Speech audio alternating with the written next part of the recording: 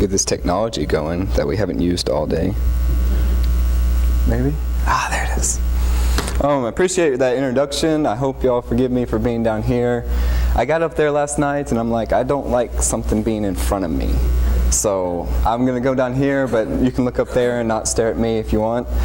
I don't know what you were talking about. I like to think that I'm almost a scholar of the Bible.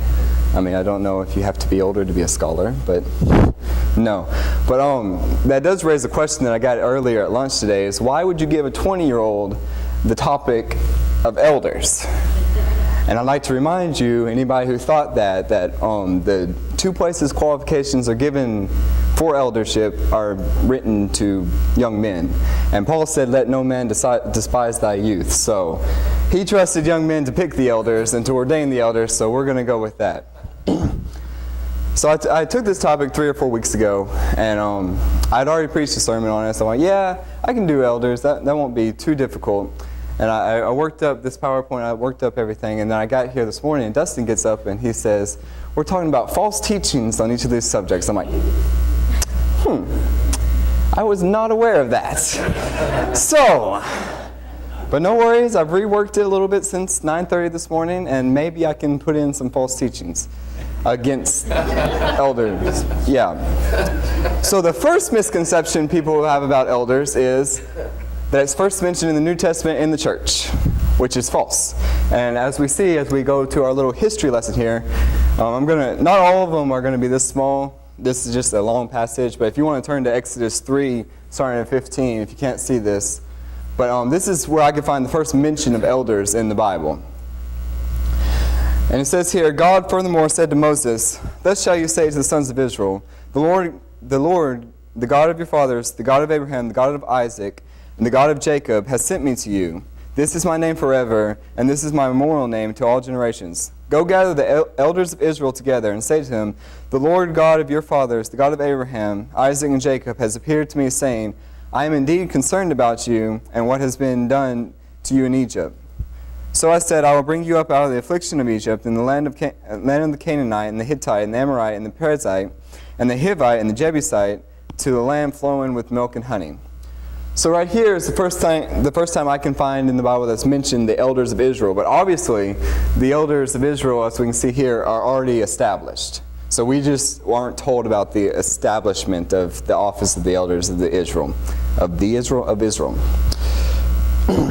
And I gave myself a bunch of fun names there. Then another verse that I found in the very next chapter, it talks about how the elders were leaders of the tribe of Israel. So we see that God has always looked to eldership as leadership, as the people to go to lead his people. And in Exodus 4:28 it says, Moses told Aaron all the words of the Lord with which he had sent him, and all the signs that he had commanded him to do. Then Moses and Aaron went and assembled all the elders of the sons of Israel. And Aaron spoke all the words that the Lord had spoken to Moses, and then he performed the signs in the sight of his people. So the hierarchy that was kind of set up here is the Lord spoke to Moses, and Moses, as we remember from an earlier chapter, says, I'm not a good speaker, so the Lord says, okay, go get Aaron and let him speak. So it goes to Moses and Aaron, then he tells the elders of the people, and that's how the word is spread out through the rest of the land. And after this, if you read later on into the chapter, when the elders told the people believed and they worshiped God. So it was a good result from this. This is just another passage in the Old Testament showing the elders' leadership. This is right before the Passover, and the way God said to do the Passover was let the elders go through and tell the people to dip the blood and put it on the windowsills, and it says, Then Moses called for all the elders of Israel and said to them, Go take for yourselves the lambs according to your family, and slay the Passover lamb. You should take a bunch of hyssop and dip it in the blood which is in the basin, and apply it to some of the blood that is in the basin of the lintel and the 2 doorsteps, and none of you shall go outside the door of the house till morning. I think most of us know this story, the story of the Passover, where basically is the deciding factor to let Pharaoh let them out of Egypt. And he relies on the elders of Israel to get to provide the Israelites safety, the firstborn of the Israelites safety. So a bunch of reliance is put into the elders. And then this is another passage in Numbers that shows that God is actually, he uses the elders to lighten the burden of Moses. And I won't go through over all this, but basically this is where the people are complaining that we've had manna for days, we've had manna, we want meat. And Moses goes to the Lord and he's like, what are you doing to me? Like, all these people are complaining to me and I can't bear this burden alone, so why are you doing this to me, God? And God gets mad at him and he's like, fine, find me 70 elders and I'll let them bear the burden for you. So he takes them out and they prophesy. And then we can definitely see the office of an elder in the congregation of Israel in Psalms 107:32, where we see that in the congregation the elders had a place to sit. Let them extol him also in the congregation of the people and praise him at the seat of the elders. So that's most of the prevalent verses that I see in the Old Testament about the eldership. And then we arrive to the New Testament. And there's three ways that I found that the eldership is talked about in the New Testament. First way, which is another misconception, is not about the church. The first way is still this Old Testament eldership carried over into the New Testament, where we see that the elders and the scribes and Pharisees are all together, and they actually give Jesus and his followers a lot of problems because the elders have the traditions, and we'll see that in the next slide.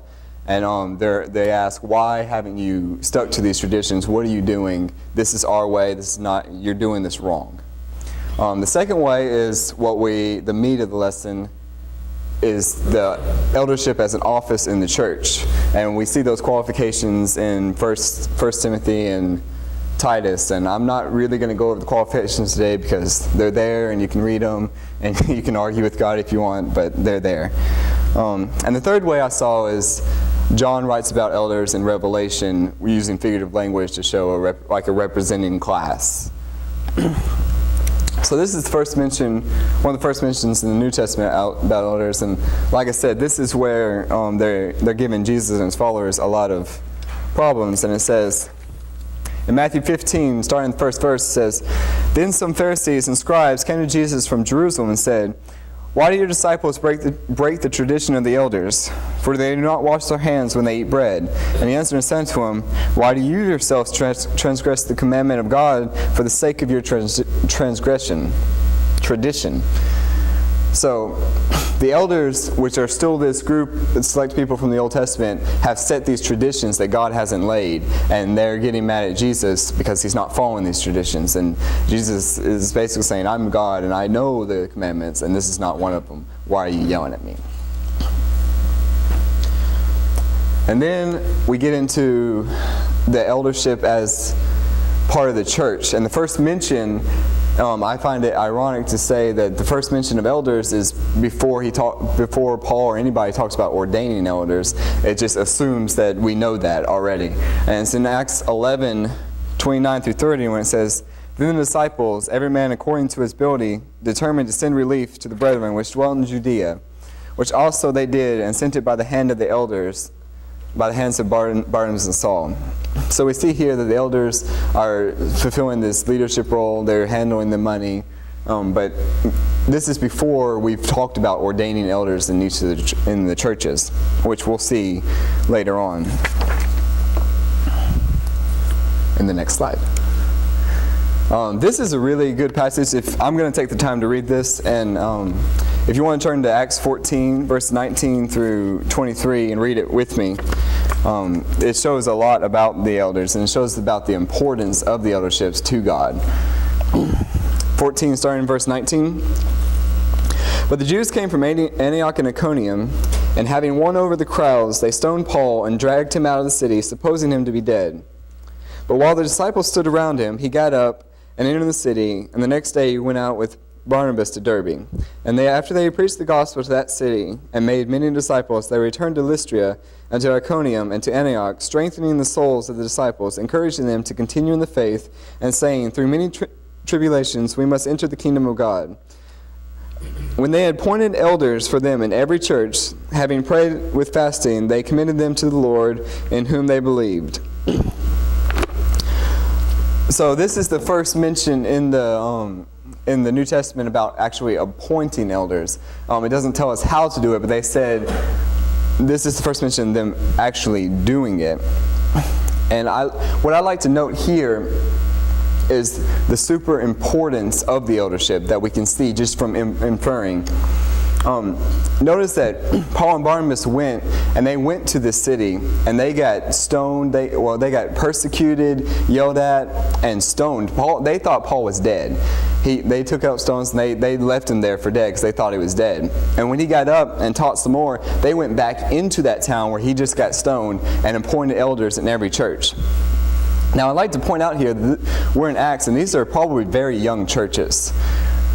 And Paul finds it so important of a topic that he goes back and appoints elders in these young churches where there's much danger. Now, Paul wasn't afraid of danger, as we can see in many other instances, but it's still very important that they went back and appointed in every church. And I think it's good to emphasize that they said every church, because this is God's plan of leadership. There are many other places that other people have a different plan of leadership. They have a different hierarchy. We want to set it up this way because it copies the United States setup, or Russia has this really good setup, so we're going to copy that. Or maybe in Rome, we're going to do it this way because we feel like this will do better than just a few older men head up one congregation. That seems unpractical to us, but this is God's plan. So, if you want to turn, like I said, in Titus and 1 Timothy is where you can find the qualifications for elders. But what I find really interesting is what he says in Titus 1, where he says, "For this reason I have left you in Crete, that you would set in order what remains and appoint elders in every city as I directed you." The word for what remains here is the Greek word lipo, which means to be absent, destitute, or lack. So Paul says, I left you here for this specific reason, Titus. This is very important to me that you do this. And in 1 Timothy, you can see it even more when he says, I am writing these things to you, hoping to come to you before long. But in case I am delayed, I write so that you will know how one ought to conduct himself in the household of God, which is the church of the living God, the pillar and the support of truth. Paul's saying, I really want to come to you. I love y'all. I want to see you. I want to come and edify y'all and be with you. But if I don't make it, I'm writing this as my backup. This is my insurance that this happens. And this is, by the way, right after the qualifications of elders. So this is what he's talking about. He says, if I don't get to come to you, I'm writing this so you know how you ought to behave. So this was very, very important to Paul because this is the way God wanted it done. So that it was important to him. And you can feel this sense of urgency, this emphasis on its importance. So you say, okay, we'll appoint elders, but what exactly is the job of an elder? What is their authority?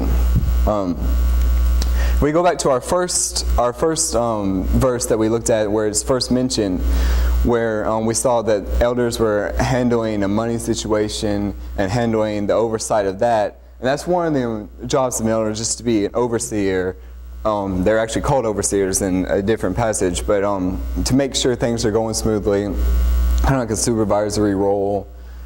And then in James 5:14, you see, is any sick among you? Let him call the elders to pray over them. So there's supposed to be spiritual guidance too, as well as overseers of the physical things that we have to go on.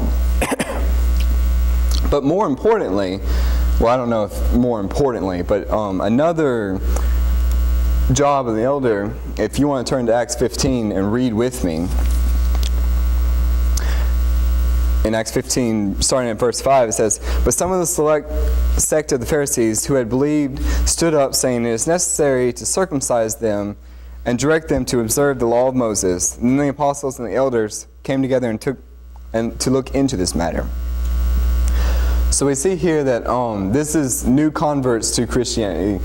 This is this new religion, and they're still wanting to bring the Old Testament in. They're still saying, this is what we did in the Old Testament. This is what God told us to do. This is what we have to do. So all these Gentiles that are coming in, they need to be circumcised. And we see here that the elders and the apostles got together to discuss the matter. Usually in Bible times, when you see apostles, when you have apostles, they're like, well, here's our authoritative word. Go to us, we'll tell you this. But here it's interesting to me that the elders and the apostles came together. Now, the apostles still had the authoritative word. We read earlier that Peter had the keys to the kingdom, and whatever was bound on earth was bound in heaven, and loosed on earth and loosed in heaven. But they came together with the elders to discuss it. And that's why one of the qualifications for an elder that we see in Titus 9 is that the elder must be sound in doctrine. Now, elders don't have to be perfect. Nobody's perfect. If we had a qualification, every elder had to be perfect, we wouldn't have elders. So, but it does say they need to be sound in doctrine. So when problems arise, they can refute and exhort and teach the truth. And that goes back into that spiritual guidance of an elder. Other places that we see where the elders and the apostles came together because there was problems that arose are in Acts 15 verses 22, where they settled another dispute between new converts from Jews and Judaism and Gentiles, and in Acts 16, which is just another teaching on doctrine, where the elders came together and they were the final say, hey, this is how we do it, and this is the right way. So we see here that the elder needs to be sound and needs to know his Bible. But Peter is quick to remind us that true leadership is not about being above somebody. If you want to turn to 1 Peter 5, I'm going to read the first 5 verses, because I think this has a lot to do with just leadership in general, and he's speaking specifically to the elders here.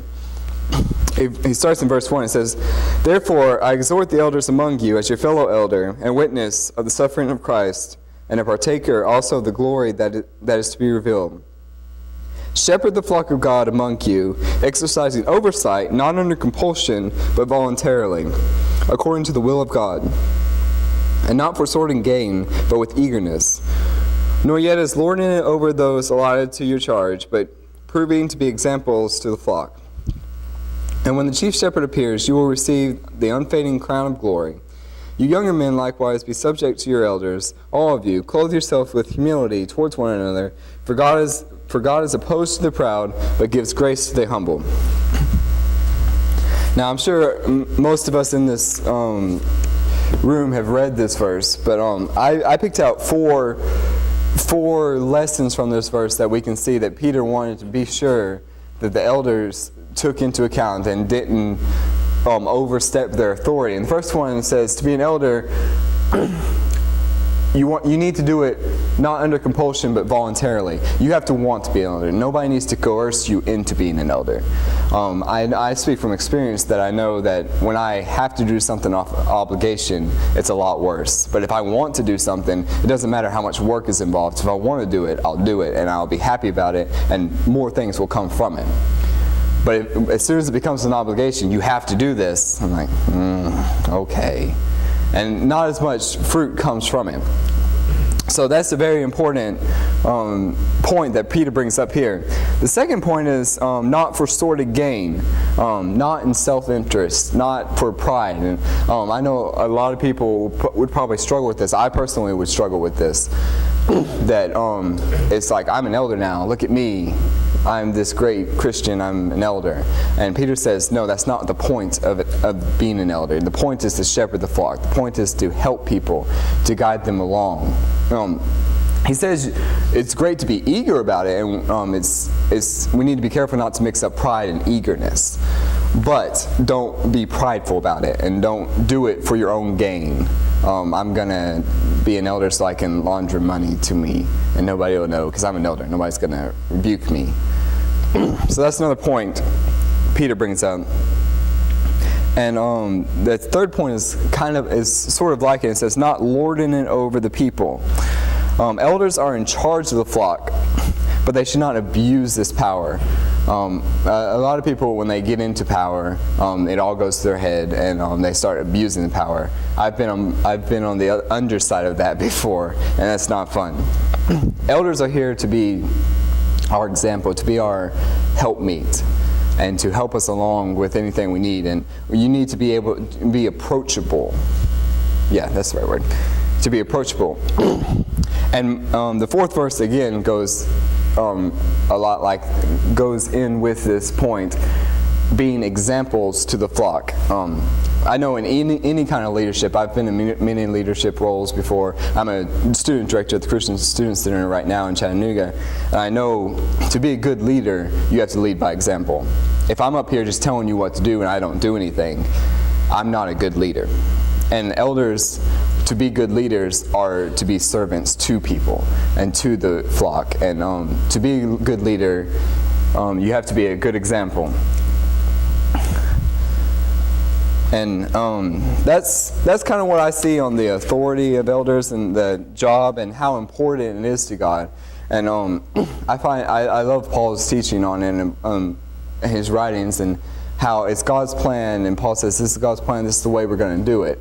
And the most false teachings about it is probably, well, we're going to set up a hierarchy instead of an eldership.